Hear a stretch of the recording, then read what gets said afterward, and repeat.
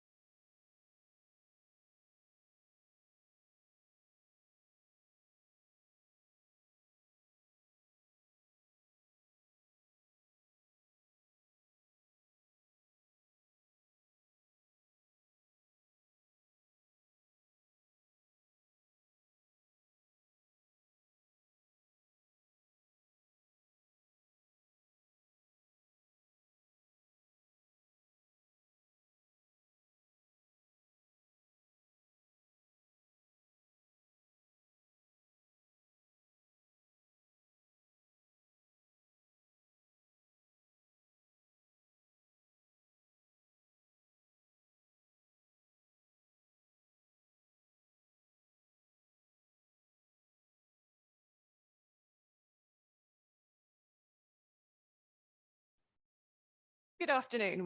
Looks like we're about to start in about 2 minutes' time.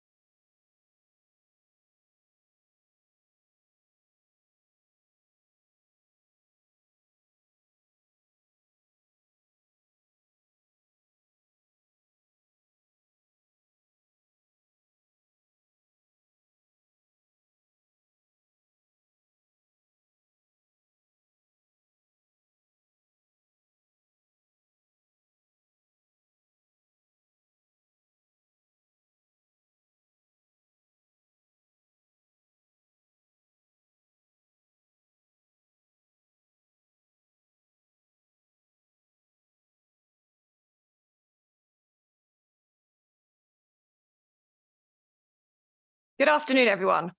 I would like to begin by welcoming everyone to the first meeting of the Assets and Procurement Committee here at New Shire Hall. This new committee is focused on policy matters relating to the council's assets, the land and property that we own, buy or have other interests in, and our commercial and procurement strategy, what we buy and how we buy things. Although we take some decisions on awarding contracts, we are very much a strategic committee and oversee and monitor the policies relating to assets and procurement. And we will work in consultation with other service committees as appropriate. The County Council allows filming and photography at its public meetings, so please feel free to take pictures and use social media during the meeting. Can I ask, though, that everyone present turns their mobile phones to silent or vibrate whilst the meeting is taking place. Please be aware that this meeting is being live streamed and that a recording of the meeting will be available to view on the County Council's website. There is no fire alarm test scheduled for today, so if the alarm sounds, please leave by the nearest marked fire exit and assemble in the car park. The closest fire escape is through the middle doors on my left. Will the Democratic Services Officer report any apologies for absence? We have apologies from councillors Connor, Dew, Hunt and Machini, and we have councillors Howell, Murphy, Sharp and Shayler substituting respectively. And we also have apologies from councillor Ferguson. We have no sub. Thank you. Does any member wish to declare any disposable pecuniary interest or non-statutory disclosable interest? Councillor Howell. Thank you, Chairman. Chairman, on item number 4, it is literally I live right next door to the building, and therefore, for one reason or another, I will leave the room. If somebody could remember and bring me back in, it would be appreciated. Thank you. Councillor Murphy. Just for completeness, and it is already on my declaration of interest, I do have a contract of employment with the University of Cambridge. Just thought I'd mention it because they are a significant landowner. Thank you. Anyone else? No. Excellent. Right. We've received no petitions or public questions, so we'll move to the first key decision. Members, this first item is a key decision and it includes an exempt appendix. Is anybody intending to ask questions about information contained within that exempt appendix? Because if so, we will need to defer it to the end of the meeting so we can move into confidential session at the appropriate point.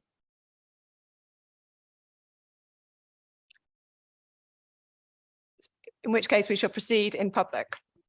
Can I ask Sarah Wilkinson, Carbon and Energy Manager, who is joining us remotely to present this report, which is on page 5 of your agenda pack. Thank you and good afternoon, everybody. Firstly, I apologise that I'm not able to be there in person today, as I don't want to pass on my cold to you all.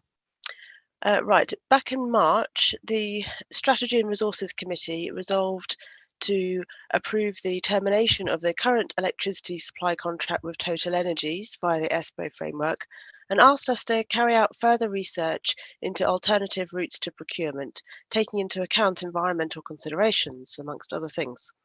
This paper presents the results of that research over the past 6 months. We are now less than 12 months away from the end of our current contract, so it is very important that a decision is agreed today that we can implement quickly, because buying organisations often purchase electricity a long time in advance of the supply period, and signing up in advance is necessary to give us the best chance of securing the best prices. I should add that due to the size and complexity of the Council's portfolio, we're not able to compare prices in advance. So it's not the same as when you choose an electricity supplier at home. And flexible price contracts will give us the best value. It is therefore important to choose an appropriate organisation to carry out trading on the energy markets on our behalf. In this paper, I have presented 6 credible options, which each have their own merits, which are summarised in paragraphs 2.35 to 2.40.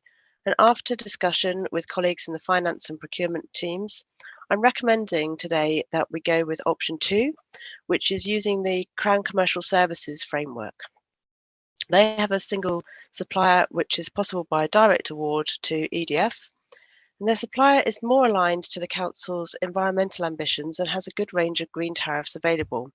This option also offers a fully compliant route to procurement with a buying organisation of CCS that has a very large purchasing power as the single largest buyer of energy in the UK, and lower fees than some of the other options. Overall, this option scores well on a combination of financial, environmental and practical considerations. Thank you.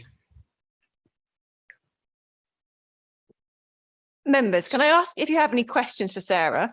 Please remember that the appendix is confidential, and if you would like to discuss the detail of that appendix, we will need to move into private session. So are there any questions? Councillor Ambrose Smith. Thank you, Chair. Thank you, Sarah. Regarding option 2, under option 2, will there be the need to purchase the pure green energy through a third party? So Pure Green is the name of the tariff from our current supplier, and the supplier under option 2 will have a range of different green tariffs available, and we would select one of those. That doesn't have to be done now, that can be done, and it can indeed, you can change which one you're on during the contract. So then, in other words, there's no need for the £110,000 spend separately? Well, that cost is related to what the charges from our current supplier are. The green tariff for the supplier under the recommended option, the charges won't be the same, and indeed they're lower than Total's green tariff, so it wouldn't be the same amount anyway, and we won't know the costs until nearer the time anyway. Thank you, Sarah. Okay. Any other questions? In which case, would any member like to contribute to a debate? Councillor Count. Thank you, Chair. Congratulations being appointed to the Chair, and congratulations to your Vice Chair as well. This isn't contributing to the debate so much. I'm in line with the recommendations, and I think the officers have done a sterling job now since we were visiting this area in March and the previous meeting, when I think we all agreed that we needed some more work on that, and I thank the members of the joint administration for agreeing to that. No, this is a matter of bookkeeping, and I just noted that this is a brand new committee. All the committee papers under all of the other committees, barring this one, always have the name of the chair and the vice chair, because we assume you want to take ownership of the documents, ownership of decisions. This one doesn't, and I assume it's only because it's a new one and you're recently appointed. So can you just give us reassurance that you do want to be put on each and every document the same as everybody else, so we can move forward? Thank you, Chair. Thank you for that. I will discuss the matter with Democratic Services afterwards. Are there would anybody else like to speak in the debate?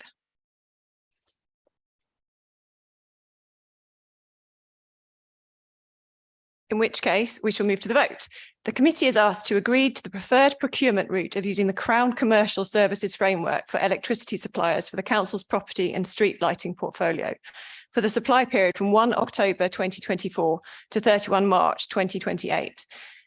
The committee is also asked to delegate authority to the Executive Director of Place and Sustainability in consultation with the S151 officer and the Chair and Vice Chair of Assets and Procurement Committee to enter into a contract with Crown Commercial Services and with the electricity supplier named in their framework for that supply period, and to select a trading strategy from the available options within that contract. Are the members happy to vote for the recommendations as a block? In which case, can I see those in favour? Thank you. The recommendations are carried. The next item is disposal of the former primary school, Papworth Everard, and this starts at page 25. Can I ask John McMillan, Head of Assets, to present this report? Thank you. This paper is about the disposal of the former school at Papworth, which was most recently used as a music store by Cambridge Music. Excuse me, could you speak? We can't quite hear. Sorry, okay, I'll start again. This paper is about the disposal of a former school at Papworth, which was most recently used as a music store by Cambridge Music. The reason the paper is coming to committee is because the offer received by the County Council was over the 500,000 limit for that's delegated to officers. A little bit of back history. Pre-COVID, this land considered purchasing, but did not pursue it any further. In 2020, the parish council expressed an interest in buying, but when the building was valued at 350,000, did not pursue it. South Cambs District Council also expressed an interest in buying in 2022, but did not proceed as it was valued at 400,000. So the building was marketed in the open market early this year, and 9 offers were received, all under the 500,000 limit. The top 2 bidders submitted higher bids, and so we then went to best and final offers. The highest offer was more than 500,000 and was from Wigwam Nurseries. It's an unconditional cash offer, and we're recommending this for approval by members. Thank you. Does anybody have any questions? Councillor Shaler. I'm sorry, Chair, if I'm a little bit behind this. Is there any planning approval? Is this sale dependent on the planning for the change use? It's an unconditional offer. Any other questions? Oh, Councillor Ray. So it doesn't actually say so in the main body of the report, but this is to be converted into a nursery school. It's implicit in the discussion at the end.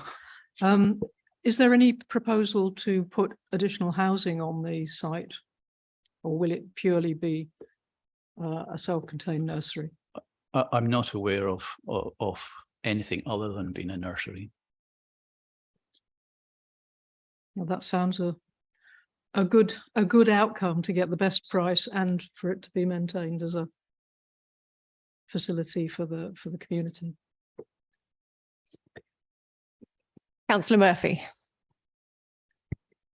Are there any risks, if I can direct it to the officer, are there any, I mean, it all seems very positive, but are there any risks or concerns that you have about this? Our agents have done due diligence on the buyer, and they seem to be content that they're well funded and able to buy.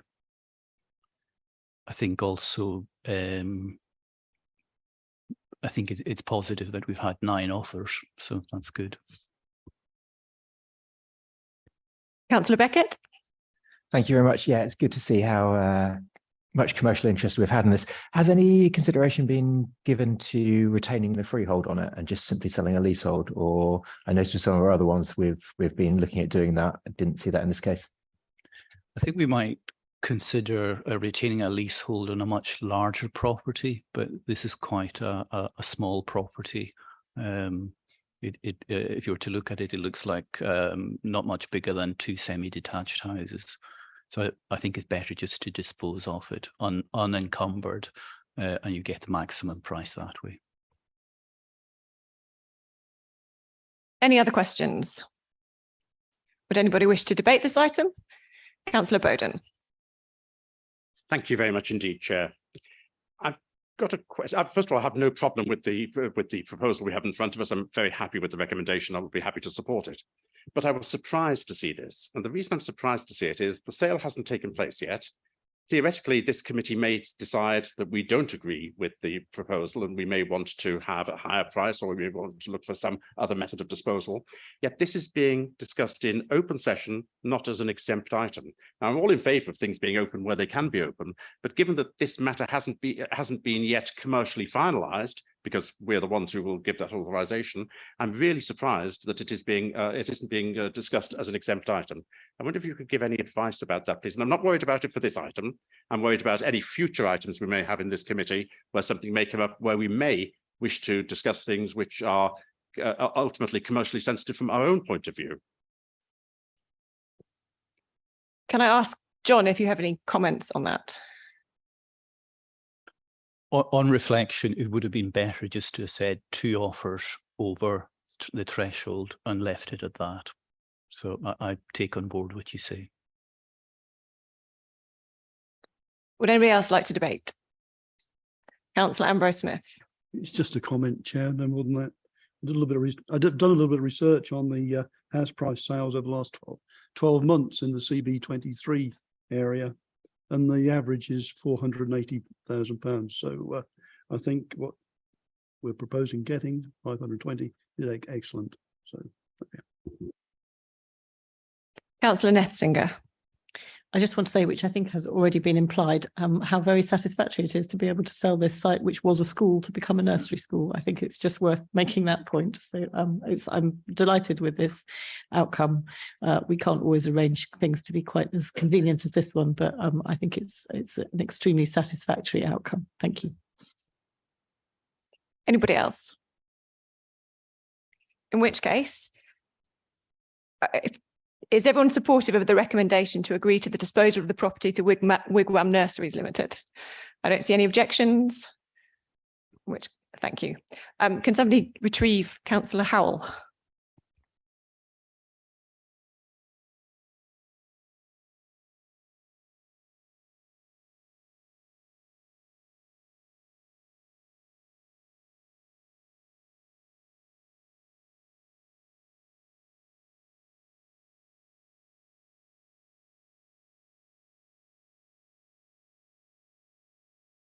Let's move on to the next item. Can I ask Chris Ramsbottom, Service Director, Property, to present this report? Thank you, Chair, and good afternoon, committee. I bring this report to seek approval to achieve a successful and timely procurement exercise for the tender of the mechanical, electrical and building maintenance contract for the council's non-school buildings. Item 1.2 informs that the contract will include all planned and reactive repairs, servicing and testing, as well as medium-sized project work, and item 1.5 highlights this in more detail breakdown.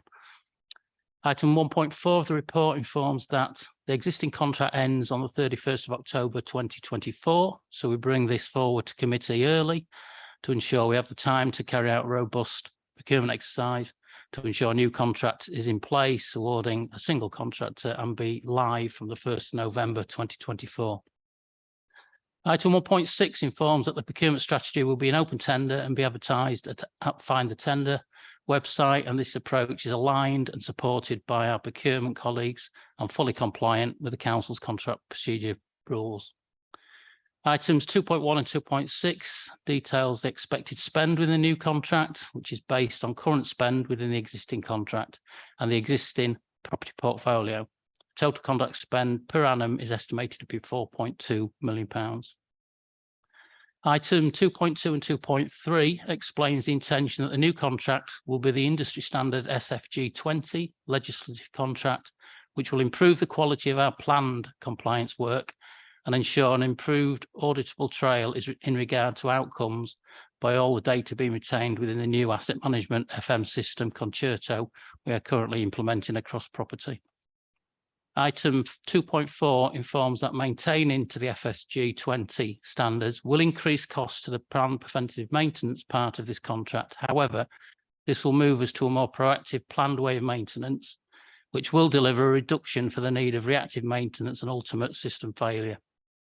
Item 2.9 also explains that although predominantly for non-school operational buildings, the contract will be able to be used for works at our schools, rural estate portfolios if required, giving flexibility to access for CCC across all areas.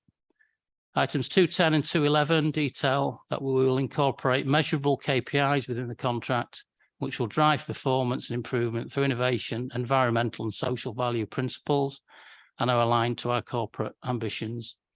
The risks of not procuring this contract are detailed in items 2.12.1 to 2.12.7.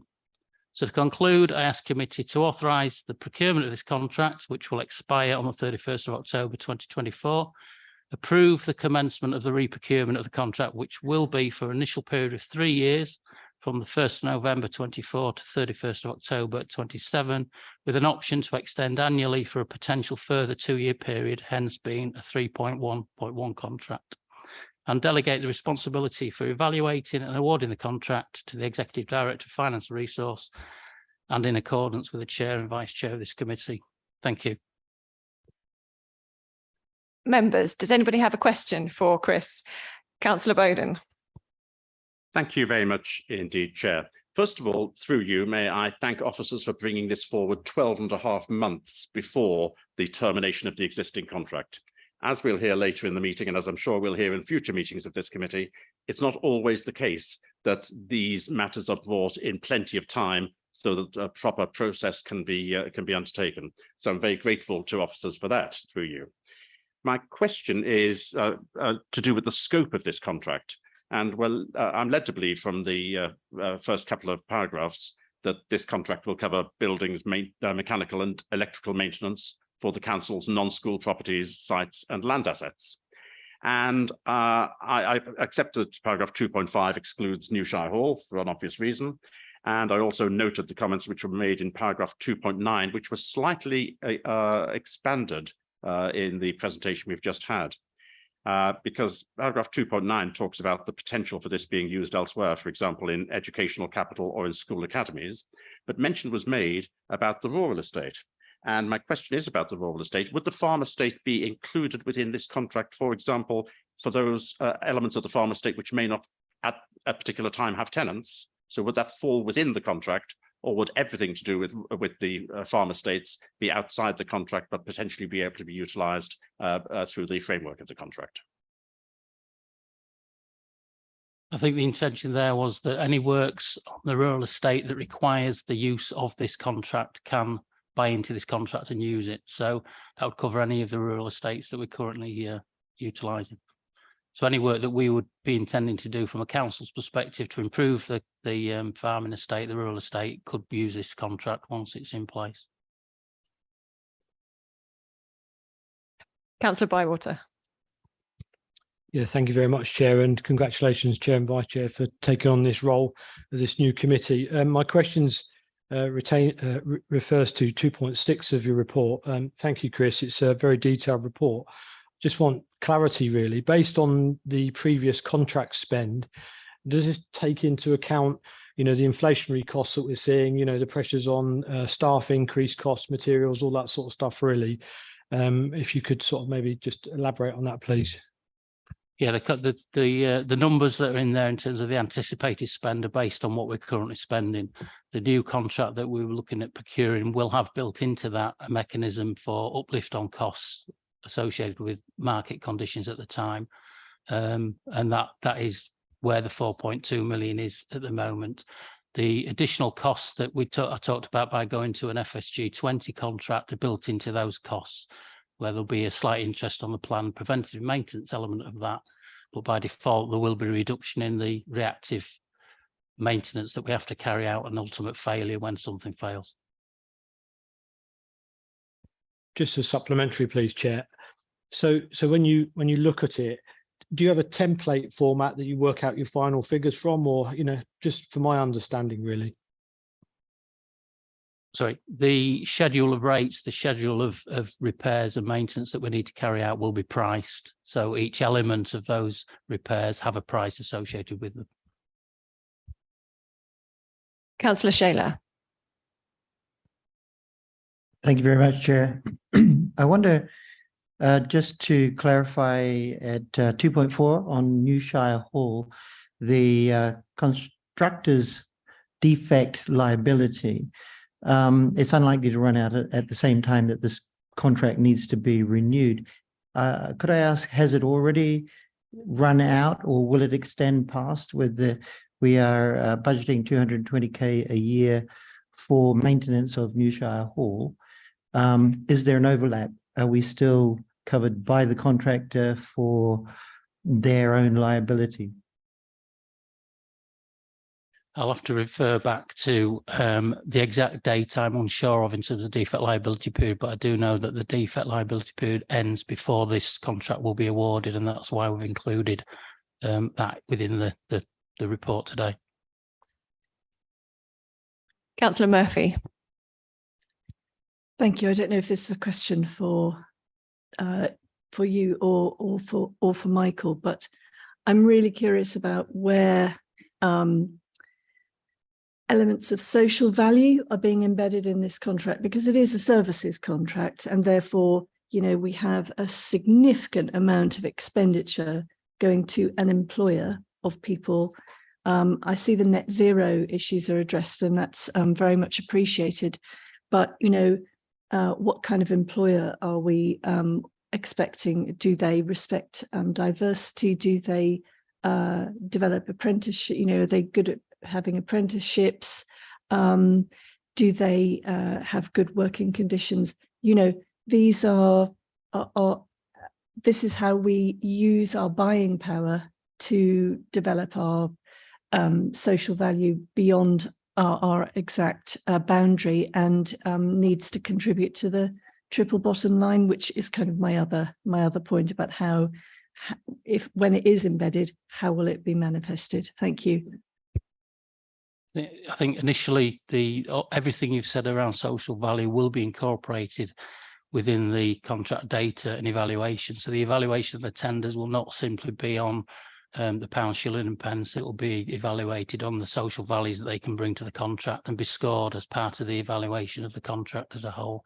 And that will be managed throughout the contract when it's been actually in place, that what they've said at evaluation stage is actually materialised. And we can lead that in terms of what we would like from that. Thank you. If I could come back on that, just looking at the report, it doesn't mention that. It talks about net zero, and about travel, but it doesn't talk about helping people out of poverty and income inequality, etc. Those things that you mentioned are not explicit on the report. So for future reference, but also, is there you might go to, let's say we have the highest scoring company may not be very highly scored in social value. So what do we do there? What is the minimum standard? I think the minimal threshold for each of the scoring criteria will have to be met. And as well as that, the criteria within the evaluation will be weighted, so we can weight each different part of it in different ways to show the preference and the importance of that. And that's still obviously yet to be done. Could I just ask one more? Do we know what the minimum standard is? I'm sorry, so I feel like we should really know what the minimum standard is. At this point in time, if we get approval to proceed further, we're working with our procurement colleagues to come to that procurement evaluation process before. Like I say, as Councillor Bowden says, we've come quite early to ensure that we get all those relevant points within the documentation, so it's a robust evaluation process. Councillor Count. Thank you, Chair. I've got two questions related to each other. I want to just really understand the nature of this contract. Are we awarding a fixed price where people will guarantee a certain standard will be maintained across the assets? Or is it a case of we award the contract to certain one or a combination of companies? So a broken window, they come in a broken window and hand us a bill. And then things like, let's say all of the windows are getting a bit old in one building. We come to a discussion with them whether to replace them now or at later dates, and then we get a bill dependent on whether we go ahead. So is it a fixed price, or is it, because it says it's reactive, so is it a very variable feast, and these are all estimates that we've got entailed? The contract that will be awarded, and that's why we're very keen to go down the FSG 2020 route, because that is elementally priced, so you'll know the prices of those elements that you go out and repair. But also, on taking the analogy of the windows, if our surveyors and mechanical and electrical engineers go out there and dictate from our planned preventive maintenance program that we are to replace those windows, then they'll go to the contract to get priced. And if that price is acceptable to ourselves, then the order's placed. So it's a mixture of the two, I think, in terms of your questions. We're looking at appointing one contractor, and part of that evaluation process within that will be that one contractor will no doubt on certain specialisms have subcontractors, and that's all part of the evaluation. Thank you. So my understanding then is over the period of the 3 years, the total value of the contract will basically be much more dependent on what has gone wrong during that period of time than the decision today. Yeah. So the second question that I've got is actually, what is our delegation today? So we're giving delegation for the award. There's an estimate here of £12.6 million based on the original contracts plus an uplift. What happens if it turns into 14, 15, 16 million? Is that just an overspend in the budget? Or does it come back to this committee and say, look, this procurement went wrong in somehow? It is an underspend, just an underspend. Just what are we delegating today? And what happens if it's different to that £4.2 million a year? Chair, if I may, through you, yes and yes, I think is the simple answer. It will be recorded as an overspend if that were the case. And clearly here we're talking about unavoidable and unmanaged. My first task back to the team would be what drops off to live within our budgetary means.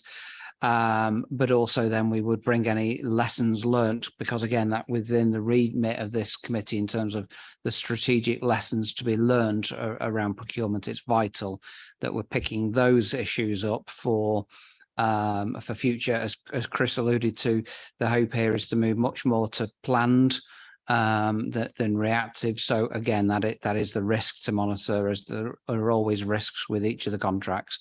And that will probably be the learning point in terms of anything from my experience. But the first challenge, and just so Chris hears it again, would be to go back and look at the programme and what will be done to manage the budget. Councillor Shaler. Thank you very much, Chair. A question about community wealth building within the procurement rules. What kind of flexibility do we have to award contracts to local contractors, for instance? I think through the procurement rules, you can't just do it on that basis. However, you can write in within the contract documentation evaluation process that the indication would be if we could use, certainly, as I said to Councillor Count earlier, there will be one contractor who's appointed, but they will use subcontractors, and there might be a hope that they would use small SMEs on a local basis for that. Councillor Count. Yeah, based on the responses we've got, I just want to dive down into a little bit more into the values of this SFG 20. What I'm hearing from the responses is, take a broken window situation, is instead of us saying to the contractor, get that broken window fixed, and they come and break, and then they hand us a bill for that broken window, we now have a regularized price list that we know exactly how much it will cost, and that will be what we pay because that's according to the contract. Now, in the level of detail that it says here, the cost of working in that manner will be 35% higher than the core PPM contract, 1.2 million. So off the top of my head, an extra £450,000 a year. So what are we getting? So if all we're getting for £450,000 a year is the ability to work from a set price list, surely not working from a set price list worked in the past because it's £450,000 a year cheaper. So that was my initial line of thinking. So I quickly Googled this SFG 20, and they say that using that can deliver 20% in maintenance costs. So now we have a difference between the paper in front of us costing us £450,000 more a year and the people selling the product saying that we'll save 20%. So can somebody explain to me, please, why we believe SFG 20 is worth paying 400, if I understand this correctly, £400,000+ a year more than we have done before? Thank you. Thank you. No, it probably isn't explicit in the report. The additional cost is that we're going to do more planned works to certain elements that currently we're not carrying out planned routine maintenance on. In effect, we're waiting for failure, which costs more and disruption to service. So there are elements that we're currently not carrying out planned preventative maintenance to that we are now adding into the contract. So that's where your additional, where we talk about the additional cost, that's the addition, it's additional work that we're doing on a planned basis rather than not maintaining until there is a recognised failure. Does that make more sense? Thank you, Chair. That makes absolute sense. If we look after things day by day, year by year, it will cost us less in the long term. It's a good theoretical analysis. It makes sense of that. A bit like weed killing, I'd have thought. Are there any other questions? In which case, would any members like to debate? Councillor Ambrose-Smith. You just come to me. Don't.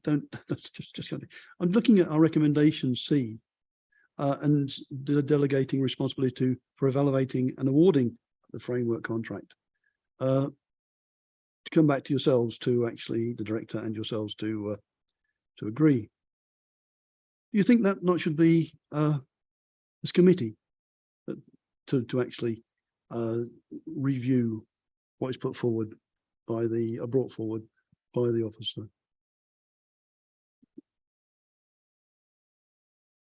Sorry for not giving you any more warning. It's just came to mind with the fact that we've done the electricity on the first item, electricity and so forth. You know, it's come back here.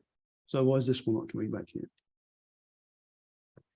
So if you take the electricity one, again, recommendation B is to delegate, as is this one, and the practice here is to come to committee to go out to tender, so that we've considered factors, but then to delegate, and that's the practice that's operating in service and policy committees as well.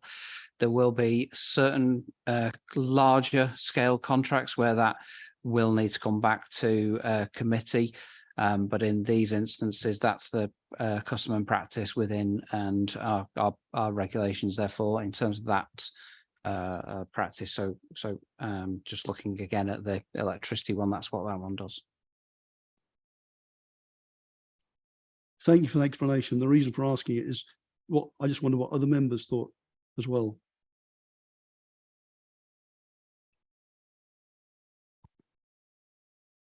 Councillor Bowden. Thank you, Chair. It's an interesting line of questioning, and of course, in many other local councils, they will bring the tender process back to members, even if in exempt session, so that a decision can be made, or rather a recommendation from officers can be agreed to. And I think it's a very valid challenge whether we are delegating too much in this case, or whether there should be more direct member oversight. Councillor Murphy brought up some specific questions, for example, and it would be useful, I think, for member involvement. Now that we've got this committee, why don't we utilise the committee and change that custom and practice so that not every tender, that would overwhelm us, but we have a lower threshold for bringing tenders back to this committee for consideration. I think that would certainly be a useful thing for us to consider, Chair. I think it is a useful point. I think this committee does have the responsibility for developing these frameworks and working out how we're going to look at social values and balance the different issues of social values and cost and environmental impact. Obviously, there is a limit to the number of procurements and contracts which can come back to the committee. I also recognise that as this committee begins to establish itself and work out what these frameworks need to look like, then maybe there is the role for it to be discussed within the committee. Perhaps a workshop as well might be a sensible way forward. So I will speak to officers and refer back to the committee about that. Councillor Murphy. Thank you very much. I would welcome that. I'm very comfortable with there being a threshold below which it can be delegated to officers. And I'm assuming that if there are issues that pertain to policy that are significant, either significant scale of contract or significant issues of policy, that they would at least, if possible, they could perhaps be discussed in this committee. But I'm very comfortable with the current, the custom and practice. I'd like it clarified what the value limit is, and I'd welcome you with taking up your suggestions as well. Thank you. Would anybody else like to debate? In which case, the recommendations are to authorise the retender of the mechanical, electrical and building maintenance contract for the non-school buildings and land assets, which is due to expire on 31 October 2024, to approve the commencement of the re-procurement of the mechanical, electrical and building maintenance contract for an initial term of 3 years from 1 November 2024 to 31 October 2027, with the option to extend annually for a potential further 2 years in total, which equates to a 3 + 1 + 1 year term, and to delegate responsibility for evaluating and awarding the framework contract to the Executive Director of Finance and Resources, and in accordance with council procedures in consultation with the Chair and Vice Chair of Assets and Procurement Committee. Are members happy to vote for the recommendations as a block? Can I see all those in favour? I think that's unanimous. Thank you.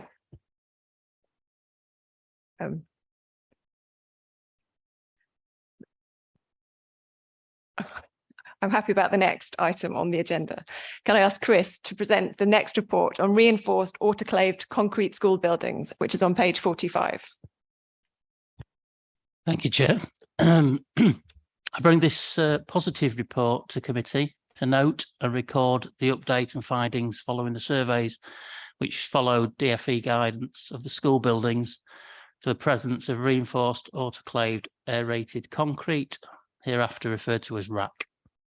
As committee will be aware, RAC became a national headline at the end of August 2023, as the DFE asked local authorities what work they had been carrying out to determine the presence of RAC within the schools, and the DFE themselves changed their own guidance in how to deal with RAC if identified within a school. The main change to that guidance was, whereas previously they were content to operate a school area with RAC and monitor the condition, they changed this to close those areas of school where RAC were identified. Items 1.1, 1.2, 1.3 of this report detail what RAC is and the criteria it was constructed within buildings. The concern is that under certain circumstances, RAC has been known to spontaneously collapse, hence the potential serious risk it presents. CCC were very productive and proactive and prudent in how we address this issue and commenced a programme of surveying schools in 2021. And item 2.1 and 2.2 cover this in more detail. Items 2.3 and 2.5 details and notes. We assessed all 268 schools and were required to survey 228 of those. One slight amendment I need to inform committee, which became known after this report was published, is within item 2.5. 5 of the schools which are being revisited by the consultant could not gain access over the last weekend into the schools as intended and will now be carried out during half term next week, which is a change to the narrative currently within item 2.5. I must reiterate these visits, as requested by the consultants, are for a more administrative data collection purpose to add to their data collection, and they do not have concern RAC being present, but require the supporting evidence for their indemnity purposes. They have previously surveyed these schools and no RAC was detected. I would like to bring committee's particular attention to item 2.4, where CCC were very prudent to include all state schools within Cambridgeshire in the surveying process, including those which are Academy Trust schools. The reasoning for this is detailed within 2.4, and this ensured we were cited on every state school and have the comfort that all schools have been assessed in a consistent manner, and we had to carry out our duties of care and responsibilities for all the pupils of Cambridge schools.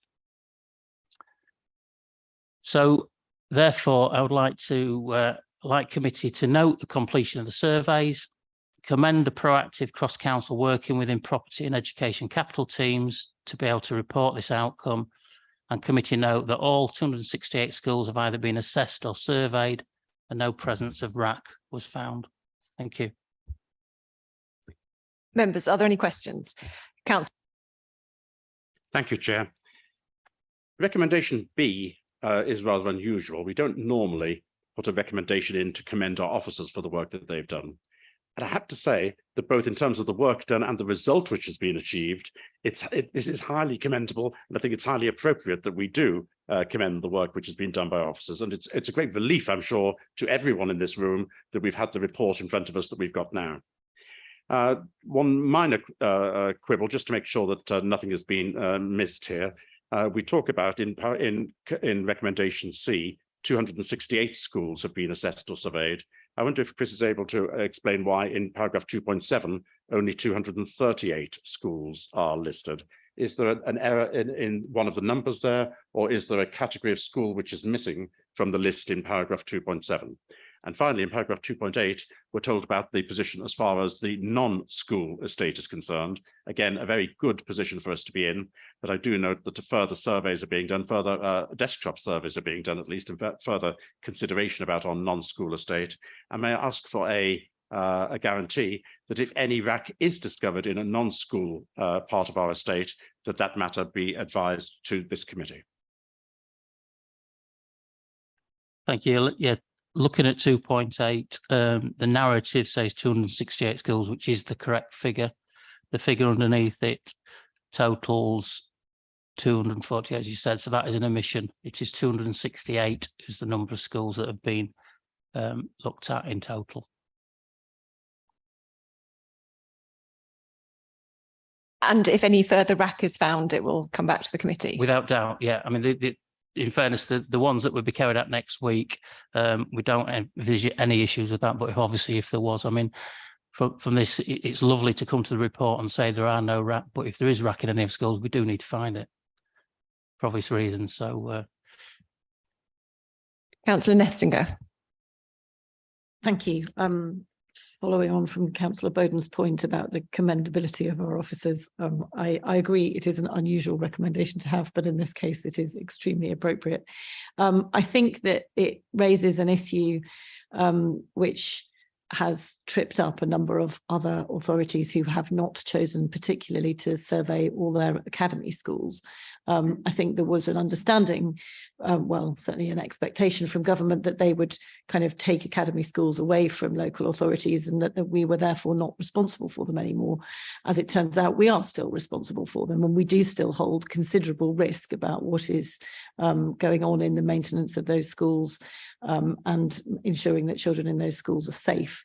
I think that I mean, the way in which local government has had its funding from central government reduced gradually over time is a significant issue. It's a major issue that this authority has tackled around fair funding for some time, but actually the way in which we are continuing to have to be responsible for organisations for which we no longer receive any funding is another part of that. And I wonder whether it's something that we might want to pick up as an authority in terms of lobbying central government for the burdens that they place on us.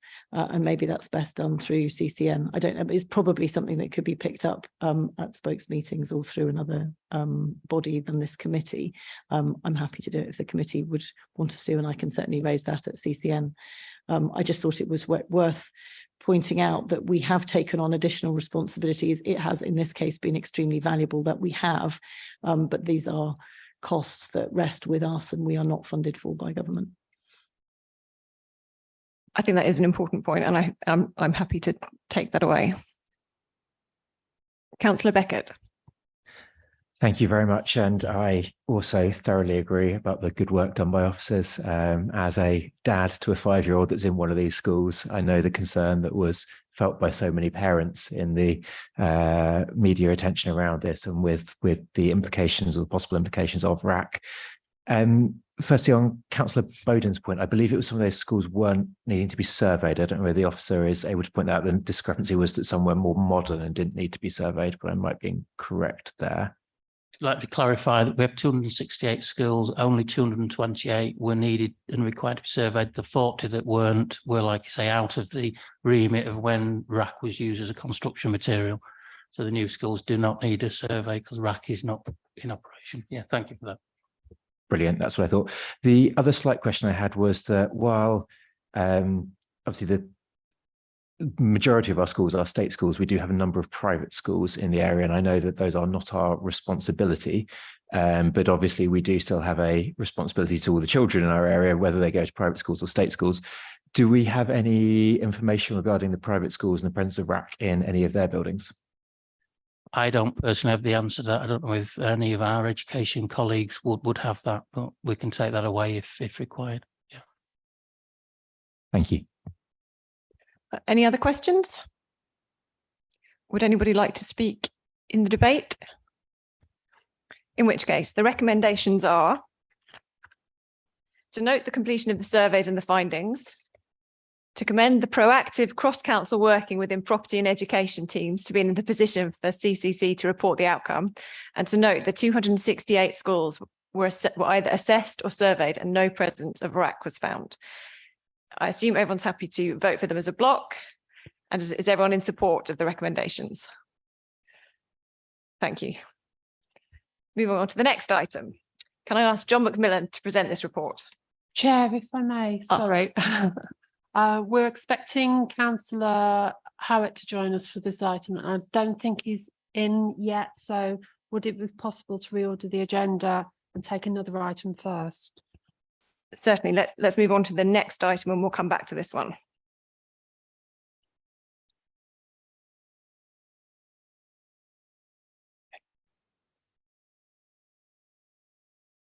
I'm aware that one of our members has to leave the meeting early, and they've made the effort to be here. So I'm not sure what agenda item they'll have to leave on, but surely on the basis of that, we should be taking the agenda in order. I don't think Councillor Howell, I believe. Is there a specific agenda item Councillor Howell is keen to be present for? All of them, but thank you. I don't see that switching the order of the agenda is going to make any difference to the duration of the meeting. So I think I will continue in this manner in the hope that Councillor Howitt can be present by the time this agenda item is complete. I hope also that Councillor Howell will still be here for that one then, Chair. So can I ask, so item number 8, can I ask Chris to present the next report on page 61 of your pack? Thank you, Chair. I bring this initial land and property performance report to committee and will develop and bring similar reports to all future A&P committees, as this is intended to be a standing item going forward. Therefore, committee is asked to note the content of the report and identify further reporting items to be considered at future committee meetings to identify the performance improvements and changes going forward. Item 1.1 gives an overview of property as a service and some headline data. Now the team is divided within 3 teams. Items 2.1, 2.2, 2.3 and 2.4 detail how, through a new corporate property strategy and the embedding of a corporate landlord model, the property service will transform and deliver a more efficient, effective property service with a more focused property portfolio to contribute to the council's ambitions. As such, the way we measure performance will change and improve, and as such, this report going forward will develop accordingly. Item 2.5 details how the new asset management system Concerto will enable more effective collaborative data storage in regard to how our properties are performing from a financial condition and service perspective. Item 2.6 details the governance process, which will be incorporated within the strategy and corporate landlord model. Item 2.7 details the performance measures and programs the team are currently working to in regard to KPIs and compliance requirements under the headings water hygiene in terms of the testing and monitoring we carry out, asbestos management plan reviews, fire safety from a fire risk assessment and audit perspective, the control of our contractors on sites through what we call a 5C model, ventilation, property compliance training that we carry out. And strategic assets team have 2 corporate indicators. They measure indicator 171, which is a rent per acre. This is a DEFRA managed benchmark, which covers the whole of East of England, and the indicator 204, which is the annual forecast of gross income from the commercial investment. Therefore, committee, please note the current report and the will to develop this report going forward to meet any specific needs the committee may require, including within future reports. Thank you. Members, do you have any questions for Chris? Councillor Bowden. Thank you, Chair. I was surprised in reading paragraph 1.2 to see that we had 46 full-time equivalents as part of our property team. And the property team is demarcated into 3 different sections there, but we're not told how many are in which section. I wonder if it's possible for Chris to say off the top of his head how many FTEs we have within that 46. And more generally, maybe this is something I'll bring this up later in the meeting, that we might have more information on in a future meeting, because I think the composition of and the way our property team work, I think is really going to be very important for this committee. And I, for one, don't know as much as I think I should know on that particular subject. I think off the top of my head, Councillor Bowden, I think we've got approximately 20 people in the FM section of that, but I can clarify those exact numbers. Michael? Chair, also to be helpful, I'll come back to that on the training item later on in the agenda in terms of some of the thoughts we've got in terms of gaining an insight into what the people do. Councillor Bywater. Thank you, Chair. Yeah, thank you. My question refers to 2.6, the governance paragraph. For clarification and understanding, the Strategic Property Board, can you tell me a little bit about it? Who sits on it? When does it sit? You know, I guess if they're discussing property within a member's ward, and I can think of one particular property many years ago that we had an issue with, is the understanding, you know, how do members get briefed on that and understand what's being decided at that property board? The property board is one part of the governance around the corporate property strategy that we're introducing. The board will report up into CLT and therefore through the A&P committee in terms of any decision-making processes, but also other operational groups underneath the board will carry out various things in terms of IT, property, and all other areas. So it's a structure and governance around everything that happens re-property, but obviously any decisions that are made that are in regard to the constitution will come through this process. Councillor Howell. Thank you, Chairman. Just hope you'll be slightly indulgent of me. With regards to page 55, you have asbestos management there and 81% complete of the annual review. Do I take it at this particular point that we are aware of all asbestos in our buildings and that 81%, is that sufficient? I mean, I would have thought a little bit higher would have been better, but we'll bow to you. Thank you, Chairman. Yeah, each of the properties have the asbestos management plan in place, and that figure is saying that 81% of those, we have an annual requirement to review all of those. So currently, this 6 months through the year, 81% has been completed in terms of review. Councillor Sharp. Thank you, Chair. It's a follow-on from Councillor Bowden's question, and I know in other committees we at times are running with vacancies. So really, it's around 1.2 and the 46 FTE numbers. Whether all those posts are filled, or are we covering them with agency staff? Thank you.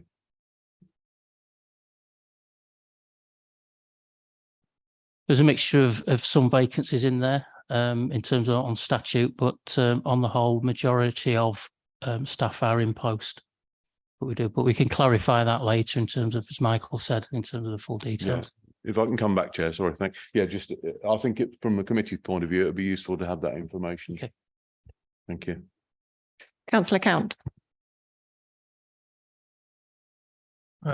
Thank you. I want to pick up on the alignment with the ambitions 3.1, the net zero carbon emissions by 2045. It says decarbonisation of existing building portfolio is a key strategy moving forward to assist the council achieving its net zero commitments. Now, I haven't had the time to look at every document we've got, but my memory says we had an all-encompassing climate strategy that was released a few years ago, recognised nationally as a really great one. It was then reinvigorated, moving the target down to 2045. The most substantial changes at that point in time we were going to talk to a lot of people about how to do it, but not much else, and no key funding requirements. I've seen ad hoc movements on the building portfolio of the schools moving towards a carbon net zero, by the fact that we've managed to get a few schools going towards that direction. But I don't actually recall seeing the key strategy for the existing building portfolio. Can you tell me where I can find that, please? That strategy will come out in the new corporate property strategy. All I can say is alongside that is in terms of our operational buildings, there's been a lot of work done both from a property and energy team perspective to get bids in terms of Salix funding. A recent Salix funding bid has gone in to support decarbonisation of existing building stock. So there's a lot of work going on. Thank you. If I may, Chair. So in fact, the key strategy moving forward that is mentioned in this document doesn't actually exist yet. It's being worked up on, despite being a key thing. Could I get a timeline for when I will see that strategy then?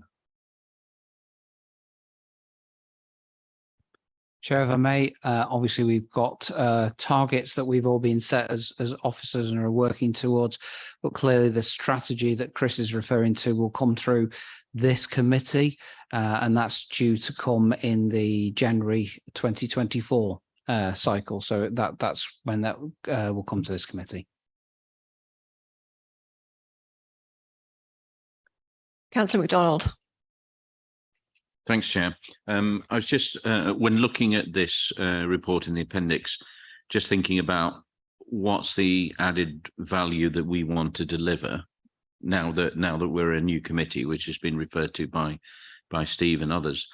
It just occurred to me that with the 1,400 individual assets, I mean, obviously many of those are, as it's stated here, libraries, children and adult centre, but for those, certainly for the offices, sometime I feel over the next maybe 3 to 6 months, it would be good to look at the office portfolio, say where we can optimize that network where possible, whether there's some benefit we can realize if there's certain offices we can achieve synergies between, and also if there's anything that we can do to benefit communities.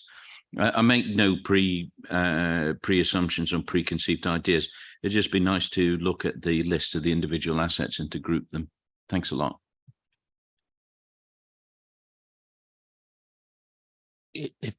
Just to give you confidence, that piece of work is being undertaken as we speak. Any further questions?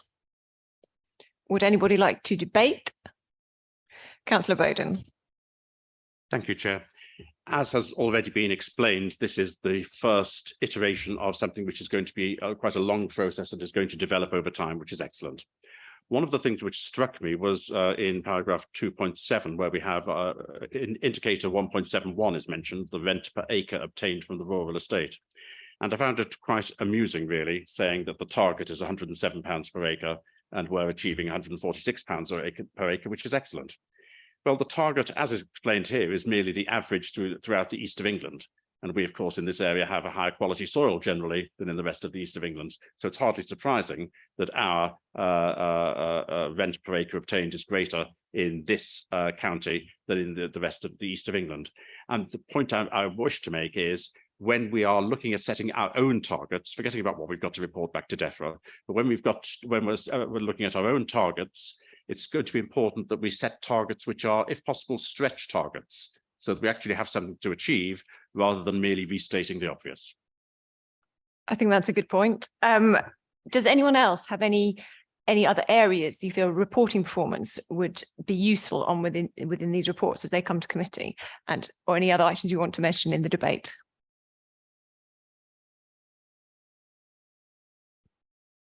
In which case, I will move to the recommendations,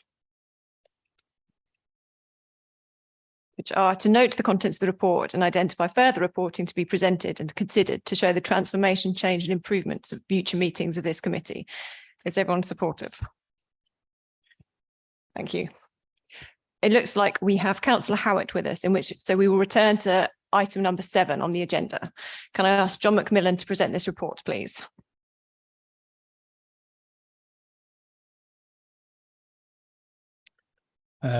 This report is an update requested by the S&R committee in March 2023.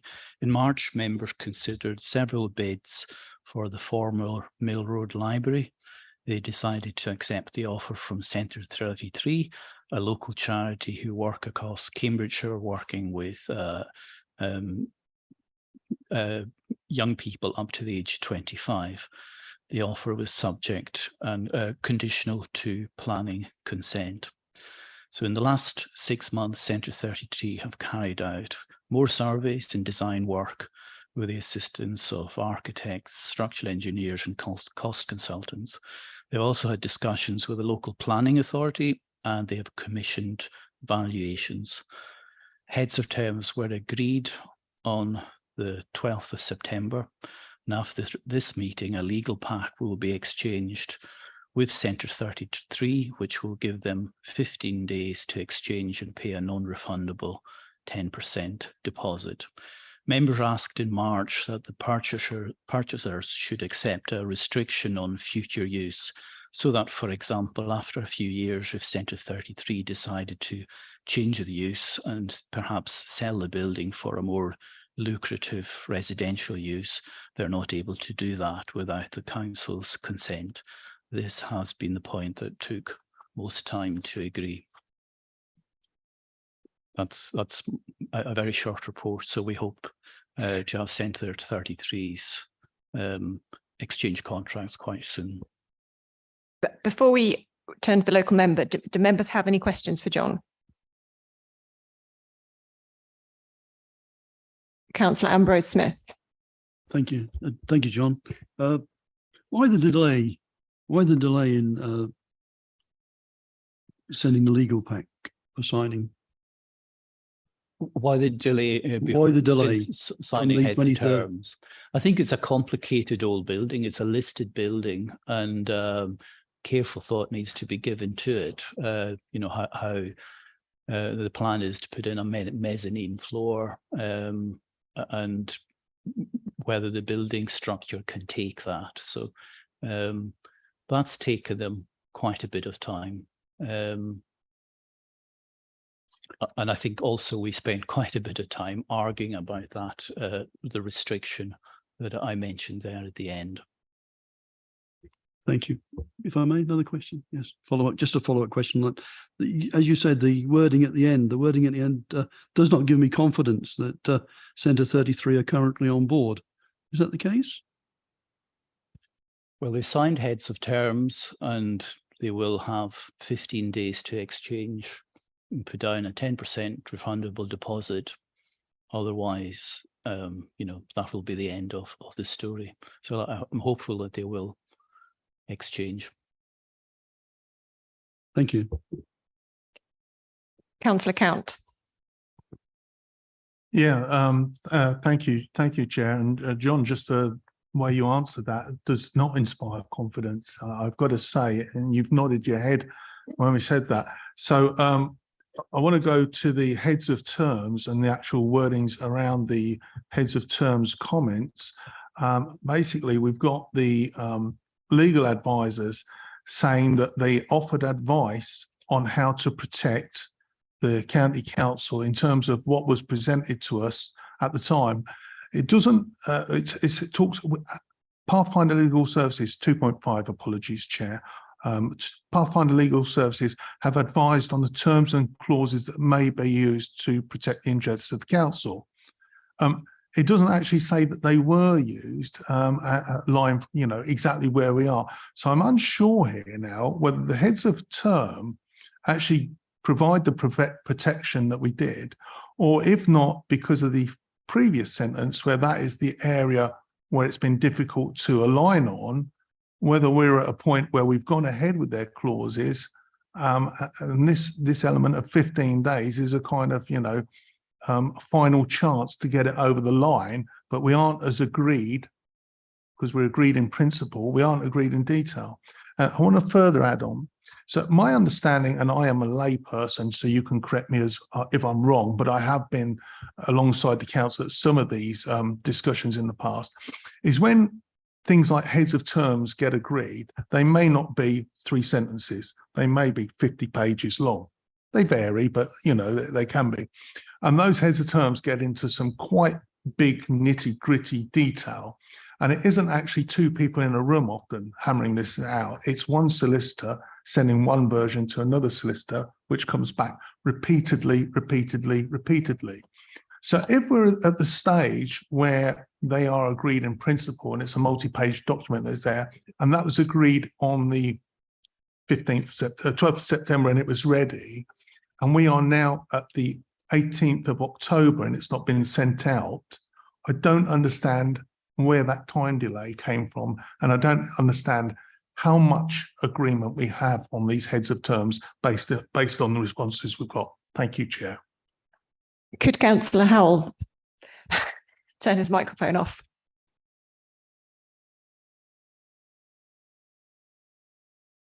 So generally heads of terms are high level and they're done by surveyor to surveyor. And then at the next stage, that's when the solicitors put the flesh on the bones. And in this case, we've taken a long time because we've had to get our solicitor involved because they wanted to see the detail of what we were going to ask. And that took a little bit of time to work out. And I think we lost some time on that. But I think the positive is quite clear now what we are wanting from this deal in terms of the restriction. The Pathfinder solicitor has scripted, a page, an A4 of the clause, so they've seen that. So in essence, that's one hurdle, hopefully, that they won't have to jump over when they go further down the line with the solicitors.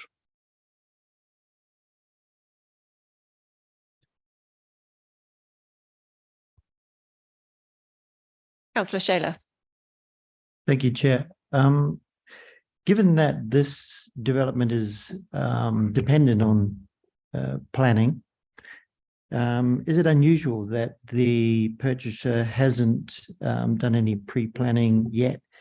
And what will happen if 15 days out they don't come up with a deposit? Well, what happens then? Thank you. Well, they have had some discussion with the planning officers, but not a full pre-app application, which would cost them.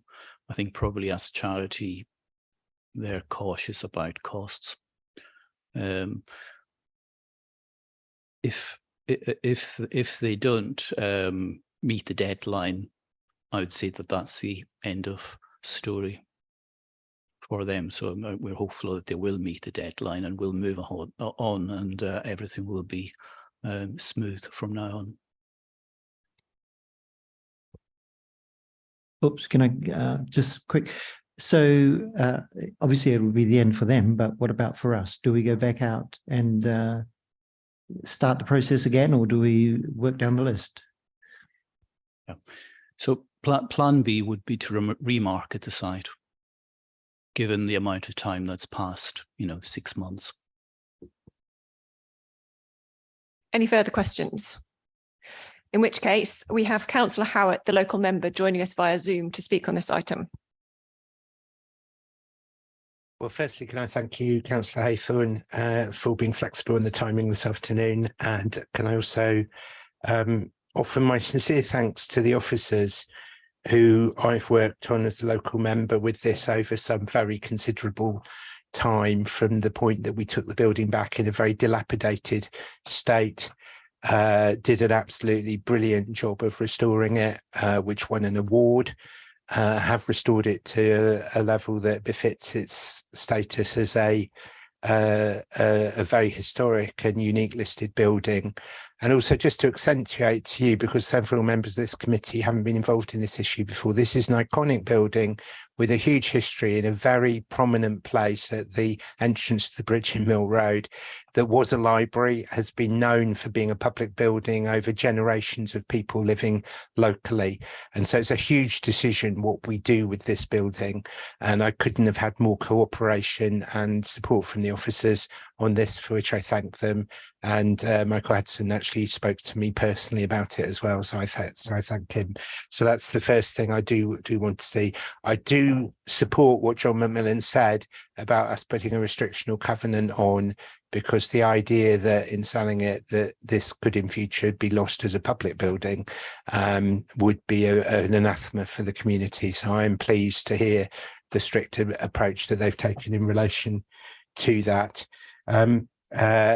For Councillor Dupre and others who were involved before, I didn't wholly agree with the decision at the time. Not that I didn't agree that Centre 33 were the best bidder. They clearly were, in my view, and I think across party administration opposition, that was the view on the day.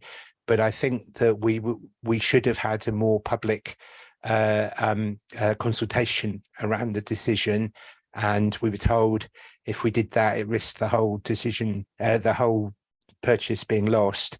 That now 6 months later is plainly been shown to be not true, and we could have put that in and it would have been better had we done so. We can't wind the clock back, but I do hope this new committee learns from that, and I hope when you take future decisions like this that more public consultation is part of the decision making. But I want to put in record that in my view, Centre 33 was the best bid available to us. It's a renowned charity undertaking a socially valuable work. I met them after the decision. I was very encouraged by that meeting and by their intentions. And I can explain to committee members that the delay from their point of view is that they're a charity and they have to do full due diligence to make sure that the important obligations they're taking on in managing this historic listed buildings are ones that they can fully uphold. And so I have some sympathy for them for the delays that have been built in. I don't think they've been treading water for no reason. I think they've been trying to make sure they can fully uphold the obligations that they'll be taking on. And I have said to Michael Hudson, and I say to the committee, if we have to be flexible as a council in, for example, the sequencing of payments or whatever else it is in the paperwork, and I don't pretend to know all the detail, but in a way that will get this over the line in a way which is mutually acceptable to both Centre 33 and to the County Council itself, I would encourage that flexibility, because the alternative of starting with marketing again and not necessarily getting better bids, and the extra time that will and costs that will be lost if we do that, I think would be far worse. So I'm still hopeful that this can take place. And the final thing, Councillor Haythorne, is that an element of Centre 33's bid was that they will keep an element of public access, an opportunity for public participation in relation to the building, to the local community. That was very, very welcome part of their bid. I discussed that with them. And by the way, I discussed with them doing a public participation event when the final purchase is secured, and they're enthusiastic to do it. So I hope our officers will also encourage that. We can't require that now, but I think they have every intention of doing it, and that would be a way of launching this better with the local community where it stands. But I understand from officers that there have been further discussion in the meantime about public access, public participation with the local community. And I just want to put on record, I welcome that, and again, would hope that our officers and this committee can encourage it. Thank you very much for giving me the opportunities to say all of that. Thank you, Councillor Howard. Members, we'll now move to the debate. Would anybody wish to speak? Councillor Beckett. Thank you, Councillor Hawthorne. It's also a slight question here. I noticed in the sale particulars on this, it did mention the difference between, again, a leasehold or freehold. I should have asked this earlier. Can I confirm whether it was a leasehold or a freehold that we've gone for? It's a freehold disposal. Okay. It is one of those things that does concern me that again and again we tend to dispose of the freehold to buildings where often the actual cost differential between a very long leasehold and a freehold is pretty negligible. But we obviously as a county council need to be considering the far longer term and thinking of the generations to come, where being able to keep the freehold often actually, well, it won't affect us, our children, our children's children, they might see the benefits of that, and being able to keep the building as a county council owned asset and the control that that has. I do wonder if any consideration can be given to this one and potentially in the future to make sure we do, where possible, maintain the freehold in these buildings, because I think that really can be very valuable in the long term. Thank you. I think that is probably a relevant part of the strategy coming to committee in January. Councillor Count. Thank you, Chair. Just starting on that note, just from memory, under the previous administration, we had a strategy where we would examine each case on its merits with a preference, exactly as Councillor Beckett said. It was never our intention to sell the family silver, and regarded ourselves as custodians of the major assets. Shire Hall would be a great example of that, where we decided on a leasehold deal, but unfortunately, well, I'm not allowed to say much, am I really? But anyway. Moving back to the subject in front of us. I've looked at the notes of the last meeting. Obviously, it was a really well debated item because it was a massive decision. We had so many complex bids coming in. We had local members represented. I know that Councillor Netzinger made the proposal for bidder A, and I know that Councillor Dupre was the seconder. That's all encapsulated in the minutes. And I know it was fully supported because at the end of the day, that was the best bid. But the important part of that being the best bid was the protection of the aspirations for how the building was going to be used. So I'm delighted with the responses that we've had, that the heads of terms will have the recommended words from our legal services in there. Hearing what wasn't said, there seems to be an element of doubt that this will go over the line in 15 days' time from the actual what gets put in front of them. And I think it's our duty, both on the original decision of why we felt that was the best bid and the reasons for it, and the reasons for the 6 month that was requested by Councillor Dupre to bring this back in 6 months' time, because we were tired of things just going on the long burner and falling apart, that if it took as long as 6 months, which was we were assured it wouldn't, then it would come back to committee for us to look at it. I think we're still in the right place. What we decided at that point in time was the best bidder. It was protecting community use, and that remains today. However, I would say that we have to support our officers. If they put this in front of us, which is an update, and this doesn't get over the line in 15 days from that, they're the people who are at the coalface that know whether we're being strung along or not. And therefore, I suggest that, you know, we do support our officers. We back this. There's no recommendation in front of us, but we endorse their position that you have to draw a line somewhere.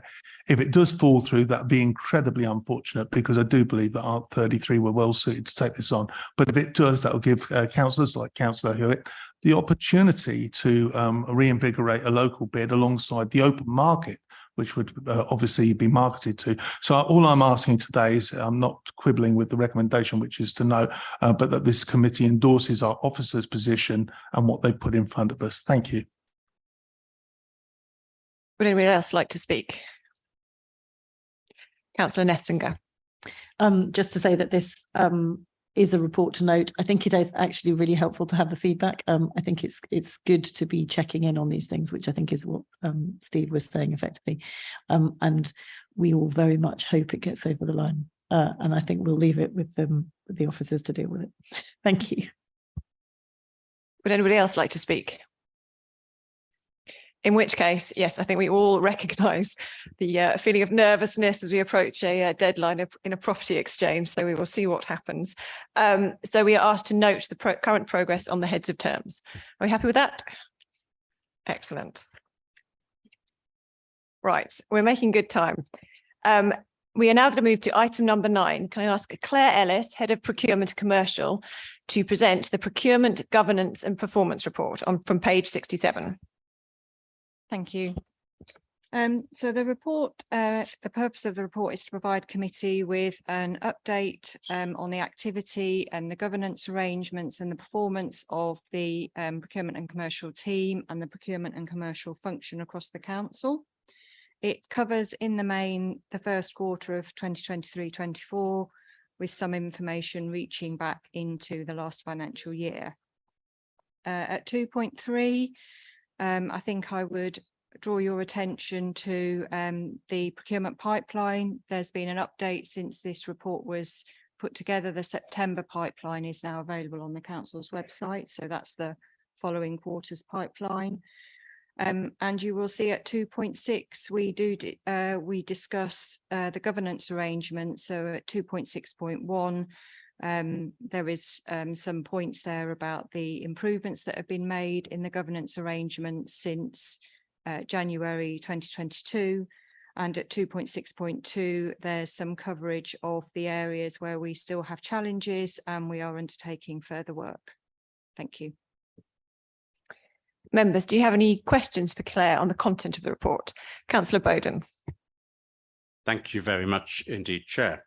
The leader of the council will not be surprised to hear, given that this subject has come up repeatedly, I think for me in the last 2 years in strategy and resources, about I wish to discuss the procurement waivers situation. Now, in the real world, unfortunately, there will always be the requirement for waivers. It's possible that a procurement process or a contract process will go wrong at the last moment and you're forced to have a waiver.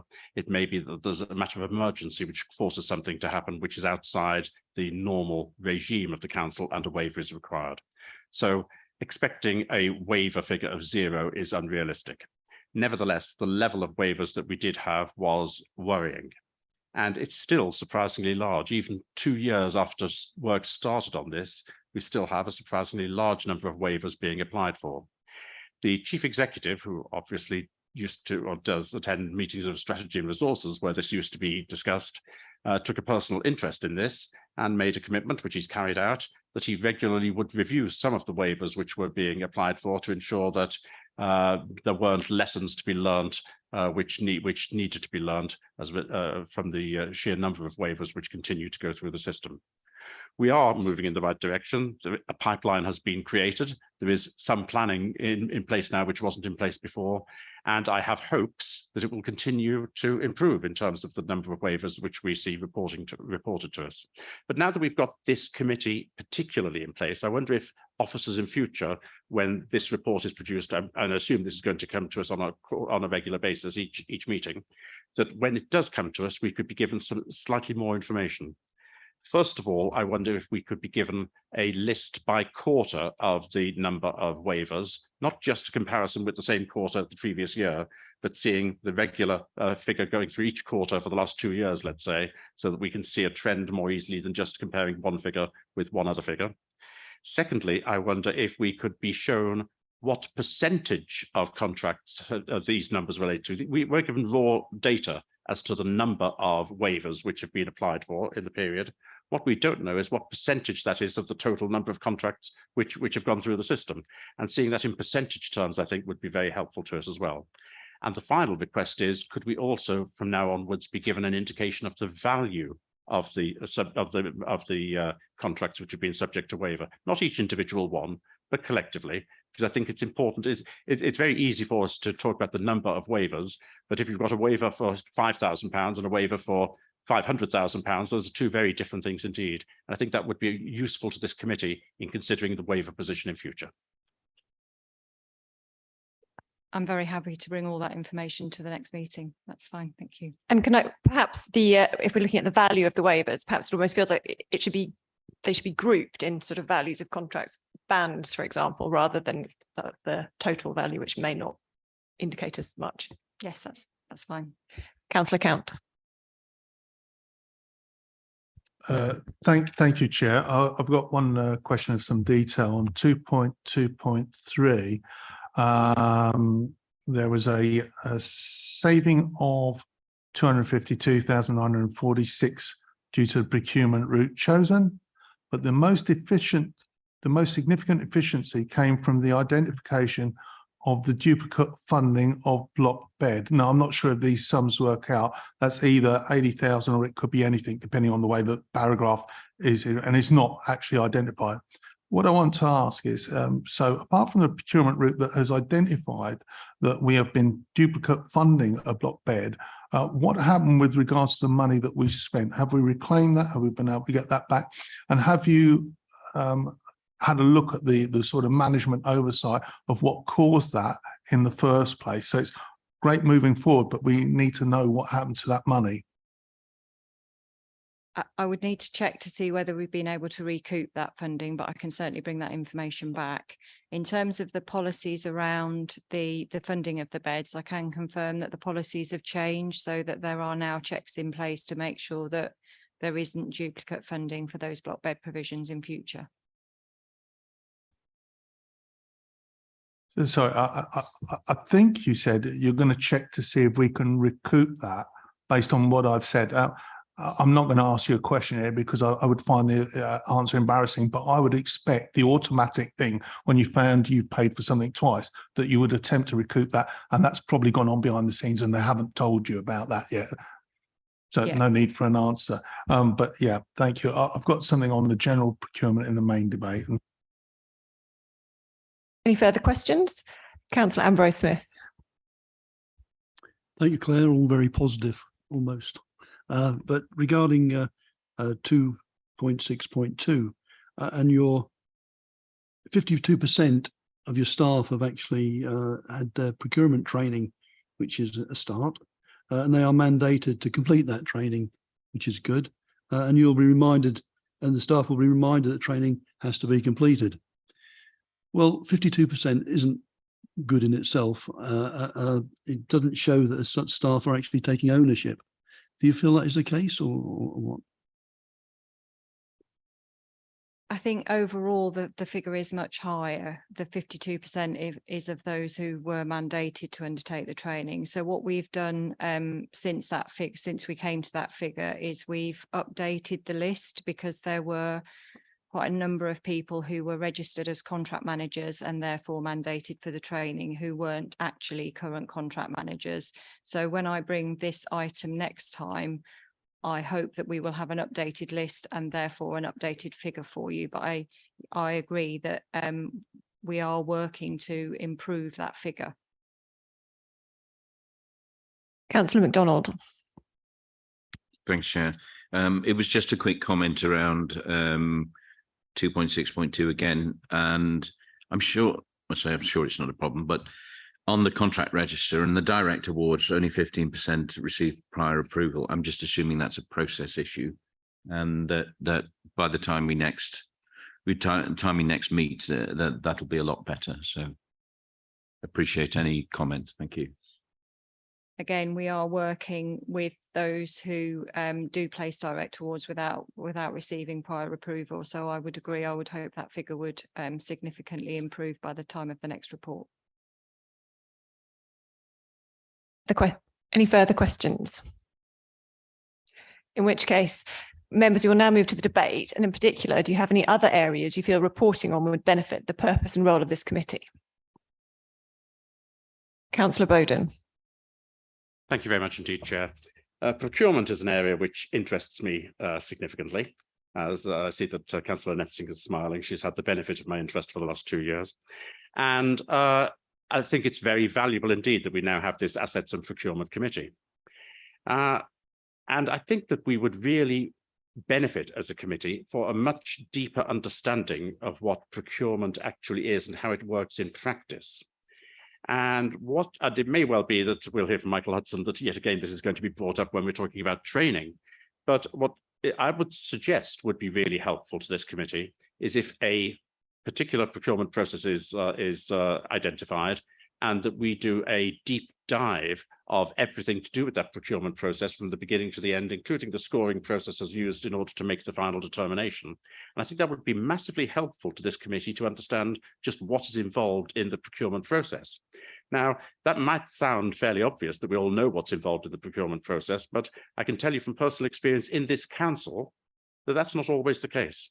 When I was the vice chairman of the Health Committee, I took it upon myself to take one particular contract which we had and to take it apart and put it back together again. And I had the advantage at that time that I was also chairman of LGPS, which provided the professional procurement advice to this council.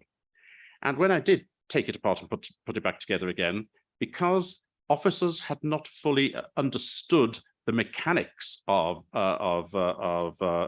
procurement, and particularly didn't understand what was meant by comparative scoring sensitivity. A procurement process which we were told was based 60% on performance and 40% on cost, actually had been assessed 97% on performance and only 3% on cost. Now, in that particular case, it didn't matter too much since the same bidder who came top in performance also came top in cost. But it showed to me that there is there's a lot of technical side to the way in which procurement works, and it is something which I think this committee needs to have a much better understanding of. So my request will be, if it future agenda item we're coming up to now, that we do look at having a deep dive of a procurement process, just so that we have a greater understanding of what goes on. I think that is a good idea. I think it's often by going into the specific that you develop a greater understanding of the general. So I think that is a good suggestion. Councillor Count. Thank you, Chair. I just want to touch on procurement and the role of this committee, which you spoke about asking as part of this debate. So this particular paper is us monitoring the performance of the procurement team. Sorry, not the procurement team, the actual procurement. But going on to the procurement team, in the background, the procurement team was brought back in-house April 2021 from LGSS. A head of procurement was appointed. There was a corporate restructure in September 22. Teams were aligned underneath the new head of procurement and commercial. We've got a new head of finance. And I want to put that all in the context that there's a reason for all that. Procurement at this county council, both within LGSS historically and now, I would say has not been great. I'm not reflecting on individual performance here. I would say that we've seen repeatedly examples where waivers are excessive. They are currently, they have been in the past. Contracts come back for renewal late. They have done in the past, etc. And all attempts to fix that problem there have been multiple attempts under both administrations to try and fix that program. We're on a new route of fixing it. This committee itself is part of the solution. All right. But what I find unfortunate about this part of the solution is we're being asked to monitor results and we're not part of the how do we fix it conversation. I personally would like to see a procurement improvement plan, which I think the officers probably have and are probably working to themselves in front of this committee, so we can add value to that, so we can see where it's going right, where it's going wrong, what still is still needed. I'd be quite surprised if, looking at all of the things that have taken place so far and the creation of this committee, that there isn't a procurement improvement plan. I'm sure it must exist, but if not, could we co-author it? So that's my request, Chair, that apart from having on our agenda plan, we look at the outcomes of our procurement. 400 million pounds a year in revenue, roughly speaking, we need to get on the front foot and see how we can improve it alongside our officers. Thank you. I'm happy to have conversations with officers about that, about what that might look like. Councillor Netzinger. Thank you. It's very helpful to come in after both of those comments, and I would certainly recognise and agree with Councillor Count that procurement is not necessarily something that this council has a flawless record on, and it needs to improve. And it's certainly the case that a number of the biggest risks facing this council are based on some of its biggest long-term contracts, which have significant issues surrounding them. I think the point at which I put my hand up was actually in response to Councillor Bowden's point on the need to have a deep dive into procurement and the need for training for this committee. I don't disagree with any of that, but what I would like to say is that I think procurement shouldn't just be an issue for this committee, and that training shouldn't just be for this committee. I know that there is an intention to restart the more general member training that used to take place in Old Shire Hall on Friday mornings. I think it's going to be done slightly differently and almost certainly online, but I would like to suggest that actually procurement is something that is really important for all members to understand, possibly not the scale of the deep dive that Councillor Bowden was recommending, but I definitely think that there's a need for training on procurement for all of our members, because it's something that is relevant to all of our committees and shouldn't just be left to this one. Thank you. I think that is a good point. We will remember that when the training item comes up, but I think that is a good point, and I think it is very worthwhile for training to be available to all members. Councillor Shayler. Thank you very much, Chair. And following on from that theme, clearly we as an organisation have quite a lot of power when it comes to procuring, and that can change things. I spoke about community wealth building before, but also aspects of industrial strategy and many more. And although these are pretty much in the hands of the central government, I think this should be communicated to our members. An example, this is CPCA as much as us, but we are buying 30 electric buses a year. We know that this market is going to be there until after 2030, 500,000 each. So that's 15 million pounds a year we're spending on them. So why are they being built by Volvo in Egypt? You know, just these kinds of questions, you know, we could, if they cost twice as much, but were built in this country, that would have an effect on community wealth building and resilience into the future. Just I thought I'd put that out there. Thank you. Would anybody else like to speak? In which case, this committee is asked to note the contents of the report and identify further reporting to be presented and considered at future meetings of this committee, which I believe we have done. Item number 10. Can I ask Claire to present the next report, procurement legislation, on page 73. Thank you. The report's designed to give committee an overview of the forthcoming Procurement Act, which I can now confirm is expected to receive royal assent before the King's Speech on the 7th of November. Under section 2, you will have an overview of the key changes that the new Procurement Act is bringing. And 2.7 gives an update of the key actions that we expect to have to take as a council, and 2.8 a kind of overview of the key risks that we face when we're implementing the new Procurement Act. I'm very happy to go into the detail of the changes or leave it for questions and discussion. If anybody would like to see the detail, I recommend you would ask now, and Claire will be forthcoming. Otherwise, are there any questions?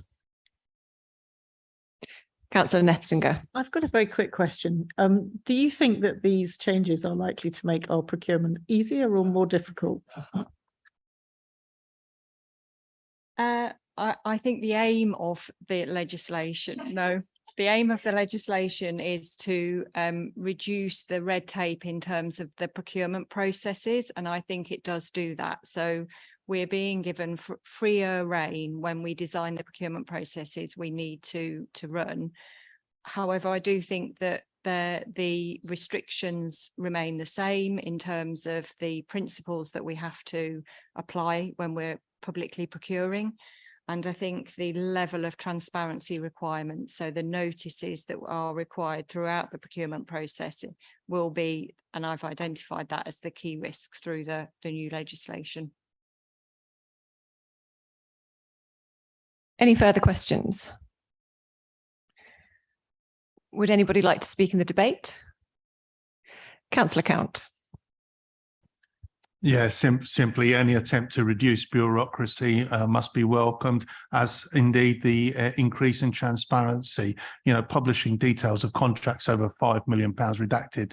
I mean, it just makes perfect sense. We really need, those armchair critics to be along our side to help us improve over the years. I think the freedoms this delivers, it's welcome. But it goes back to the point I made in the last paper about procurement improvement plan, and also the comments about the training. If we're going to improve procurement, we've got to encapsulate the new framework that we operate in that. And I'll be specifically looking at how can we utilize this at the smaller end of scale of the thing, smaller scale in the smaller contracts, where we can add that social value that's so important, and particularly look at the local suppliers. So perhaps somewhere when we get on the forward agenda plan, we can be looking into those areas. Thank you. Would anybody else like to speak? In which case, we are asked to, where am I? We are asked to note the report, and I believe we've done that. We'll move, it's still 3:45, so we are still under the 2 hours before we need a break. The next item is the committee's draft training plan on page 77 of your pack. Can I ask Michael Hudson, Executive Director of Finance and Resources, to present this report? Thank you, Chair, and I'll try and pick up some of the points that have been raised throughout this meeting, and that's been really helpful in terms of the engagement from members. So the paper before you is exactly that. It is draft, because actually what we want to do is get your steer on this. As with all committees, there will be a mixture of skills and experiences, and it also covers obviously assets and procurement, and it is focused in on the strategic element of that, and we have a number of key and significant aspects of work coming before this committee in the next 12 months, not least, for example, the land and property strategy in January, as referred to earlier. So set out before you is a draft training plan, which we would encourage all members to partake in, including members outside of this committee. We're proposing that there's a hybrid approach, so a mixture of in-person before this committee takes place, but also online, which could be a mixture of presentations, but also information material. And you'll note that actually the first one proposed of that is around the governance process. So that picks up conversations before about how decision to award, contract evaluation, the actual decision-making process under Part 4 of our Constitution runs, and our contract procedure rules. But also, and we'll try this one probably first for property, we want to look at some video attempts by our teams to explain what it is they do on a daily basis. So they're called vlogs, I believe. So these will be able to be accessed by any member at any point in time, and they'll be able to log on and through the structures be able to see, what is it the FM staff do? What is it the health and safety staff do? What is it the rural farms teams do? I realised that looking at two of them, John at the back of the room, and thinking, John's performances, what we're going to ask him to record. So that's the proposal in the attempts of that. I also note that in the pack in the first couple of sessions. So rural farms and our estate are part of the first two elements that we're suggesting prior to the next committees. So November, looking at our corporate estate to give members a bit better background on those 1,400 assets that we talked about, and then in January on the rural farms, including things such as the setting of rent. I also note that the online training picks up commissioning and procurement cycle. And yes, I agree, we should use examples in that. The difficulty is going to be in terms of the deep dive of a single area because of the span of where we're at in terms of contracts. So it will be most likely examples because it's focusing in on the process. So we'll be able to pick up what we do if a contract is below 100,000, above 100,000, above 500,000, and then we can follow that through. But obviously some of the contracts that we presently have, they were let several generations ago, so it wouldn't be appropriate to reflect areas that have changed. And also on there, I pick up that social value, which was also raised before and is part of the decision-making process. So that's what we've put forward as a draft, but clearly what we'd love to do is hear from yourselves in terms of how right we've got that and what else you'd like to see. Members, would anybody like to speak? Councillor Murphy. Thank you very much. I welcome this, and I especially welcome those last comments about social value. I think it's so important to understand how social value is embedded in the decision-making process, and how that will translate into an impact on the triple bottom line. That I think it would be helpful to have a dedicated session on that. Thank you. Would anybody else like to speak? Councillor Ambrose Smith. Thank you. Thank you very much. I welcome the video. I really welcome that. It's important that it's done to a standard format, so all presentations are done in the same way, so we don't get, it's like report writing, isn't it? We don't get dissimilar. We get the same message in the same way coming across. The other item, if I may, I'd like to point out is the last item on your agenda on the training plan, the induction and role of the Asset and Procurement Committee. Would it be possible for all members for you to actually bring that forward to 23-24 as opposed to leaving it as an end item? I think, Chair, yes, that's a good suggestion. When drafting this, I was looking at the next cycle, but I think that's a good idea given it's a new committee. Would anybody else like to speak? Councillor Shaler. Thank you very much, Chair. As a bit of an interloper on this wonderful committee, I would like to ask if this training is to be available to members of other committees. I know we're quite keen to work across committee, and it seems that procurement especially and estates is something that impinges on all committees. I noticed the one on rural estate, I'm on county farms and that sort of thing. Thank you. So yes, through you, Chair, that's certainly something we'd encourage all members to attend. What we will do, though, is focus it around this committee's ability to attend. So what we're proposing is certain meetings will be before this committee to make it easier for this committee, but we would look to record those as well to enable those to be shared. I think the issue there would be, of course, people wouldn't be able to have their questions asked at that particular point in time, but there's no reason why we couldn't do that so that members who couldn't make it could actually see that training.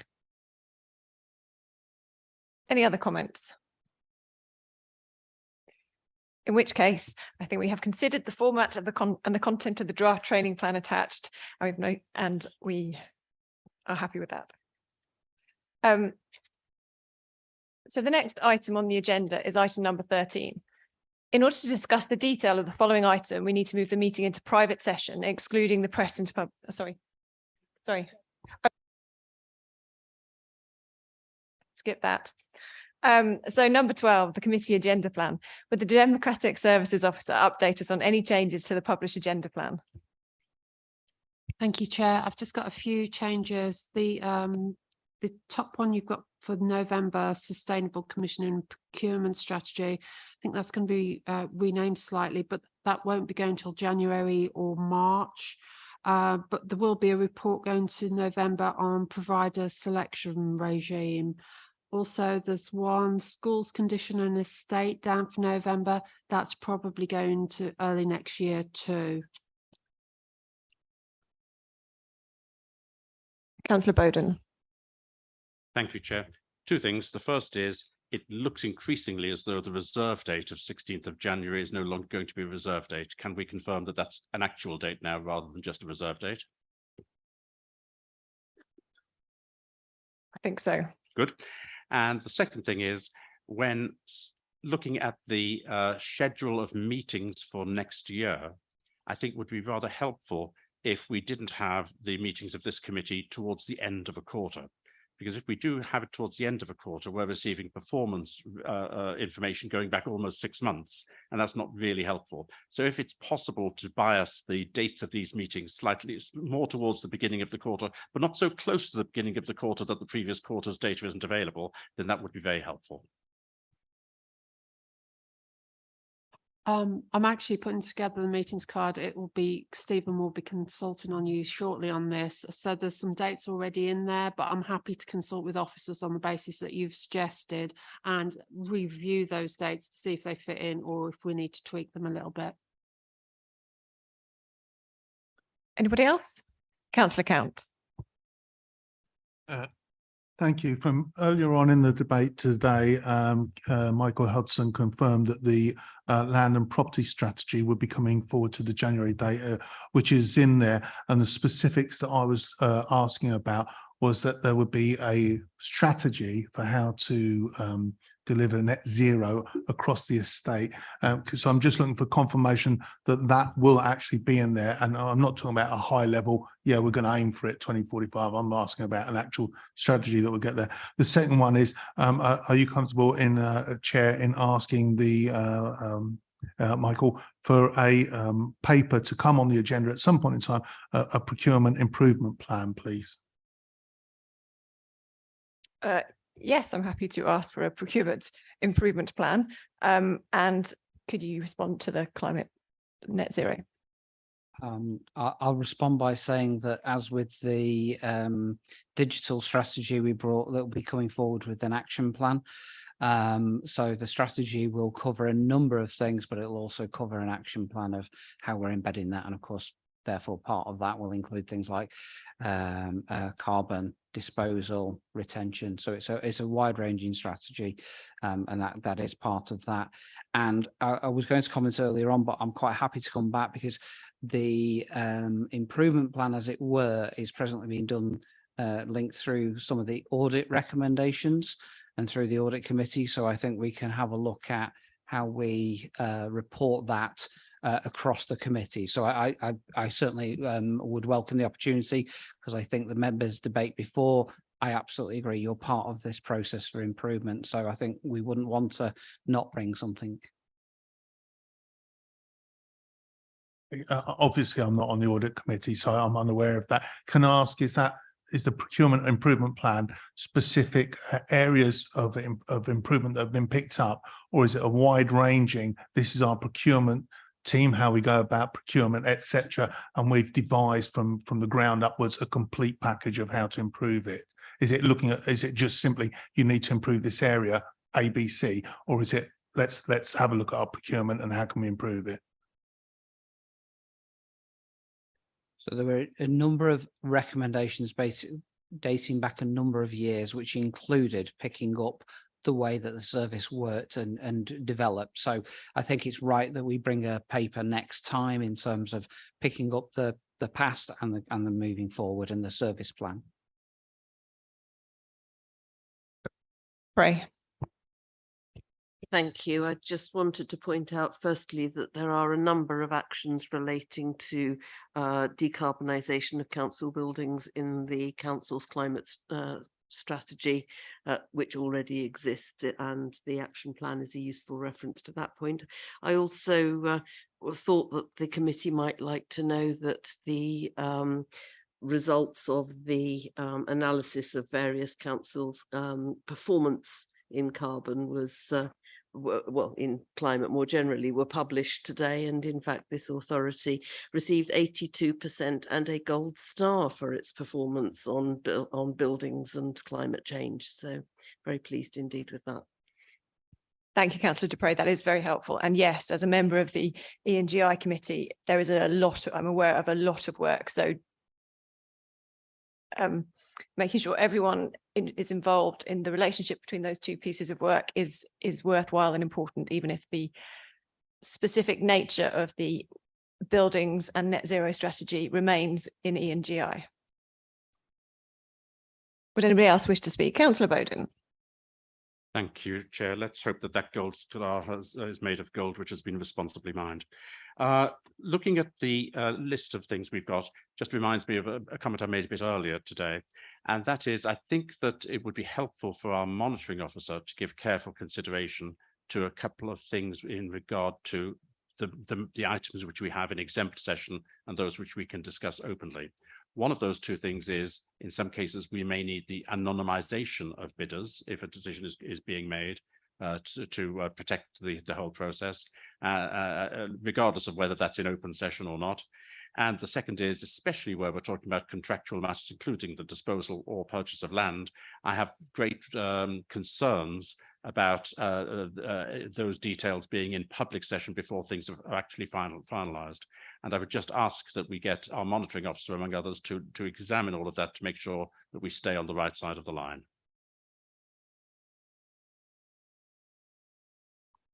I believe the monitoring officer has considered these matters. Michael. I think we'll certainly pick up lessons from today and moving forward. We have a statutory officers group that Stephen's referred to before, the monitoring officer, head of paid service, and myself, and so we'll continue to pick up from this committee round the learnings for all committees into the next stage as well. So I'll add this in. Anybody else? In which case we're asked to note the agenda plan.